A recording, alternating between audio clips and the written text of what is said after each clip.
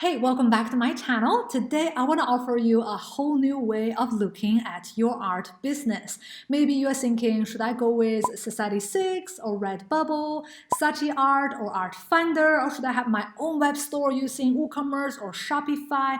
There are a lot of possibilities out there, but before making this crucial decision, which platforms to go, which way to go, I want you to hear me out and I want to analyze from a whole new perspective. And I've never made a video like this before. Hopefully it makes sense on its own because I didn't write any script, and hopefully I can explain you what I want to say in the next 10 minutes.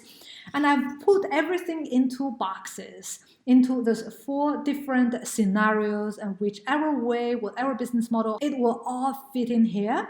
But before going into the details, I want to emphasize one thing. It says your ideas. Your art is your idea, is your own creation. You did not hire anybody to do any works for you, so you are the holder of the copyright. I want to make things simple, not to just complicate things with the division in copyright, the shares and blah, blah, blah, the infringement of someone else's copyright. Just that's too complicated. And I think that will be for a whole new topic for another video. But today, just say you are the artist, you had an idea and you created visual images of your art and you are ready to commercialize your art to make a living as an artist. So we start from there. And now we're talking about 4 scenarios. You make, you sell. They make, they sell. Who are they? They are the businesses, companies, and external providers, partners that you choose to work with, whichever companies that you choose to work with. Let's just call them they for the simplicity. Now let's talk about the first scenario. You make, you sell.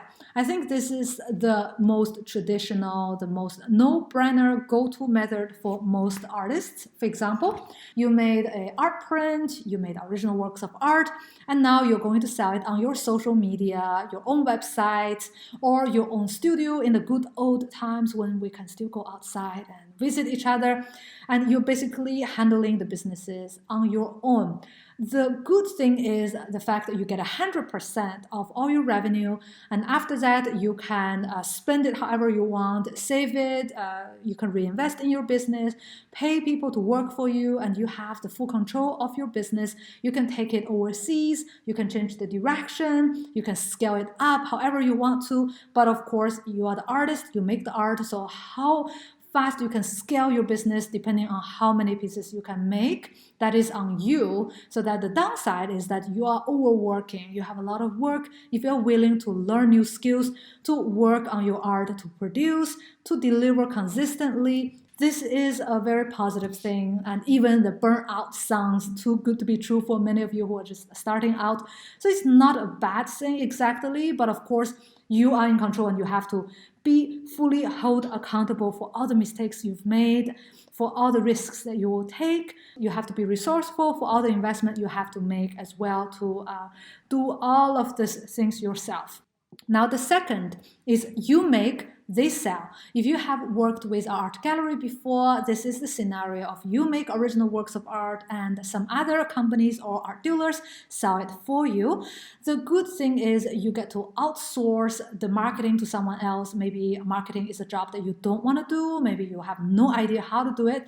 So you can just give this workload to others and they will be gladly taking that 30, 40, 50% from you. I think this is something that most artists are not happy about, the fact that they take a huge chunk of your earnings away from you by doing the marketing for you. And one day, if they decided to not work with you or something happened to them, for example, with the art galleries, they close, and suddenly you lose revenue. You don't really have the access to the market because you access through them. And if they recommend your works to customers, you get more sales. If they don't, you get less sales or no sales. So I think it's not much of a control, and you are fully depending on how they promote you, present you, market you. And if something happens, it can be detrimental to your business and to your career and to your well-being. So I think it's not an ideal scenario. Now let's talk about the third scenario. They make, you sell. And you may say, wait a second, they make, I sell, am I a gallery or who am I? For example, imagine if you work with Printful, you work with Printify, those kind of print-on-demand platforms.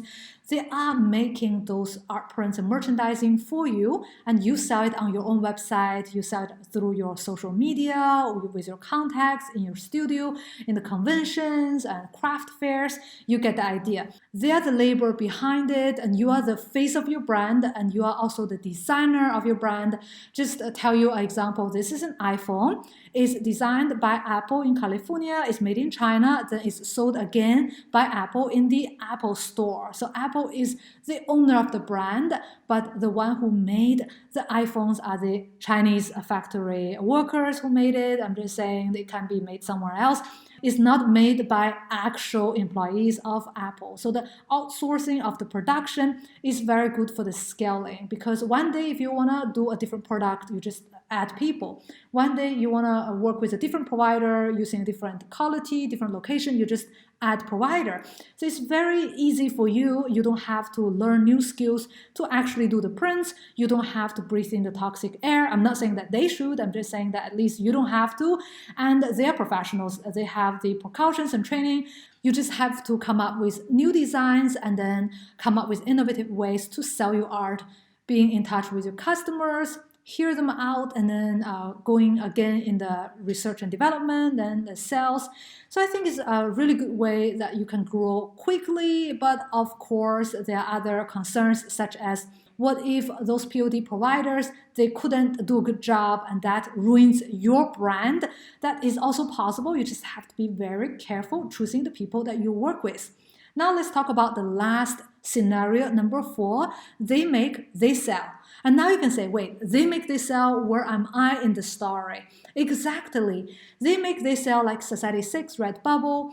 There isn't really you in the story, and that's why you are getting only the 10%, and they are getting the 90% because they do the 90% of the works. They make the merchandise, they make the art prints, they find the customers, they sell, they handle, they package, they do the customer service and everything, and then you just sit there to receive the money.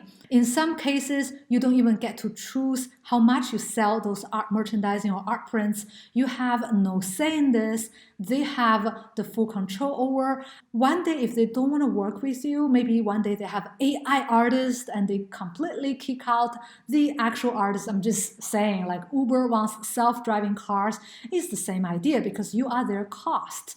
If one day they don't work with you anymore, which is by all means their right to choose not to work with you, then you lose business and you lose access to the market. You have no brands, and it's devastating for your business. So overall, I think the best way is you make you sell or they make you sell. So as long as you have the access to the market, you do the sales and marketing, you have the brands, you can present your brands however you want to, you can be in touch with the customers, then you have a lot of say in the business and you have more control how you want to grow the brand, how you want to present the brand.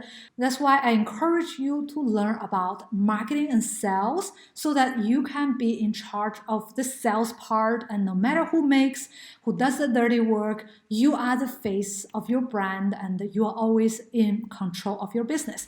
Now you have heard the 4 ways. Do you agree with the way I classify things and put things into boxes? Do you have a better way to interpret the art business model? Let me know in a comment below. And also, if you have any experience working with platforms like Society6, Redbubble, Saatchi Art, Artfinder, let me know what's your experience in the comment below. Thank you very much and see you in the next video.